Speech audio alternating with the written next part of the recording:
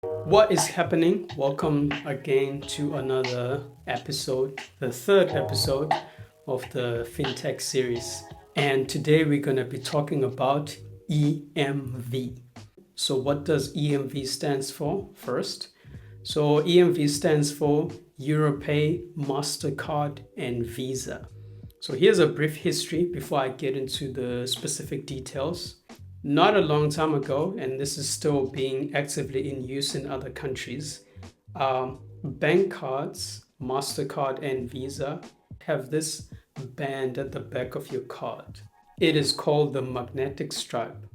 Now, a magnetic stripe was one of the first ways in which banks and terminals used to facilitate transactions.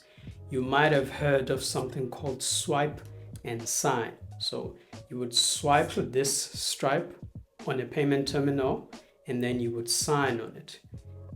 If you live in South Africa, you might have seen at the back of your card, it would say like, hey, do not use this card unless you place your signature on it.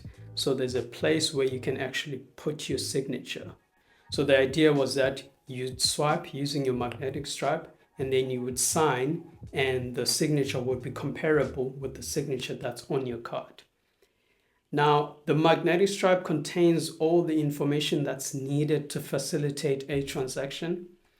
The problem with it is the information that's embedded on the magnetic stripe does not change, which means if someone had access to your card and they cloned your stripe, they could be able to use that clone to swipe and sign for transactions because no one would actually compare the signatures. I mean, no one looks at it anymore.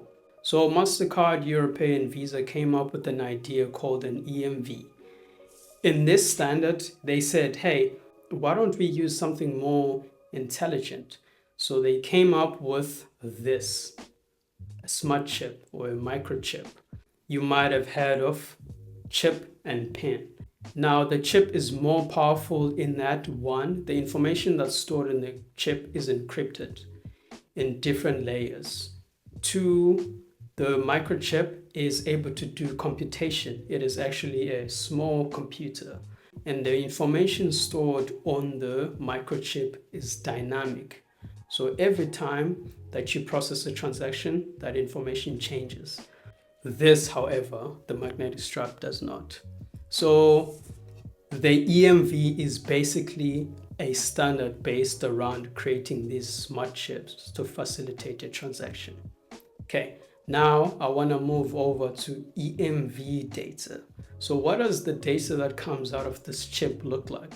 Obviously, we know it's encrypted, but when you decrypt it, what does it look like, right? So the EMV data standard itself is based on something called the TLV. So TLV stands for tag length value. It is sometimes called BERTLV, which is basic encoding rules tag length value. The idea behind TLV just itself outside of EMV is it is a more structured and compact way of representing data. The idea is if you're running data over a wire, you don't want to run too much data.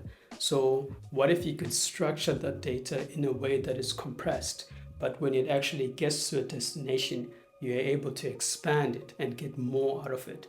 TLV can be represented using binary or using hexadecimal, so hex. I'm not going to talk about hex here, not now. The idea with it is you have a tag. So in the context of EMV, a tag means a type of information. So for an example, the card type could be a tag. The account holder name could be a tag. The transaction type could be a tag. The transaction time could be a tag. Your CVV could be a tag. Your card expiry could be a tag, and so on and so forth. All these are tags and they are very unique and they're represented in hexadecimal.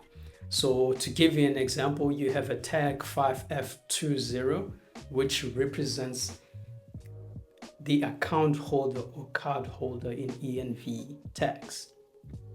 So that's the T. The L stands for length. The length pretty much says, hey, how long is the value of this tag? So if the tag is account holder, how many characters should I expect that value to be? So if it's wired Martian, then the length would be the number of those characters, but in hexadecimal, and it is represented in bytes. Now, quick hexadecimal math. 1 byte is 2 hexadecimal characters. Now, here's a quick example. If you see this as an example, you have the tag 5F20, which is the EMV tag for an account holder. You have the tag, and then you have the length. The length is OF, which is also hexadecimal characters. And that basically means 15 bytes. And then if you look at the end, this is the actual 15 bytes. So if I didn't say this, I'm going to say this again. 2 hex characters represent 1 byte. So if you actually split this, you have 15 of these 2 bytes together. So that's how that works. So this would be the account holder is Mike John Smith. So that's how EMV data works. It's basically just like that. So when a microchip spits out information that looks like that, the actual format is TLV. And the data itself is referred to as EMV data, but it is represented in TLV. And each of these tags is part of the EMV standard, and they mean something specific.